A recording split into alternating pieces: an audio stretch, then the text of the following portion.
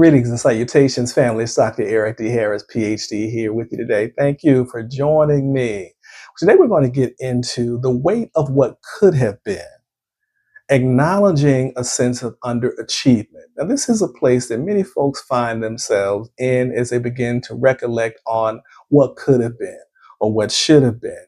You know, we've all been there. At the end of the day, there are many individuals who are lying in bed and staring at the ceiling and wondering, as the realization hits, I could have done better, I should have done better, and I knew better. But that's something that happens. That's just a part of the human condition. So before you spiral into um, the vortex of self criticism, it's important to understand why this feeling arises and what we can do to combat that. Understanding where that feeling comes from. In many instances, that feeling comes from a space of having unrealistic expectations.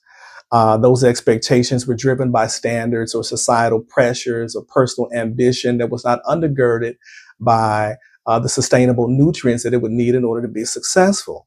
And also procrastination and distraction. Procrastination is a stealer of time, and also distraction.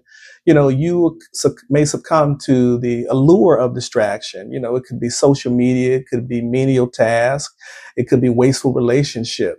But that can cause a problem. And also the lack of planning and prioritization. You have to plan and you have to strategize. And if you don't plan and strategize, you are going to get sidetracked. So you have to plan today for tomorrow. And also the fear of failure. The fear of failure definitely paralyzes many individuals. They have mentally consumed specific things and they avoid things that challenge themselves. Things that could possibly lend a possibility, but that causes a problem for them. So they seek to push themselves away. And also some underlying issues that one may have that could be contributing to the problem, such as burnout, et cetera, et cetera. But there are a few things that we need to take a look at. So how do we turn those could have been, should have been, would have been into a launch space or launch pad for growth? We have to acknowledge and accept those mistakes. And when we do that, we can do that without judgment and less harshly judge ourselves and simply recognize how we feel and what we could do and what we should do in response to the next time something like this happens, and identify the specifics.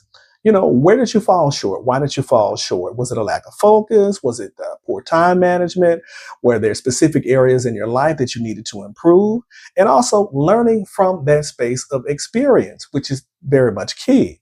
In planning for tomorrow, you have to plan. You're forecasting for the future and creating realistic plans. And also practicing a sense of self-compassion. Don't beat yourself up too much. Tend to yourself with a sense of kindness, a sense of understanding that you would offer a fantastic friend that you've had for a number of years, and acknowledge those imperfections. And remember, they're just mistakes. And you're going to seek the support that you need to make sure that you don't make those mistakes again. Dr. Eric D. Harris, PhD, be well. Peace.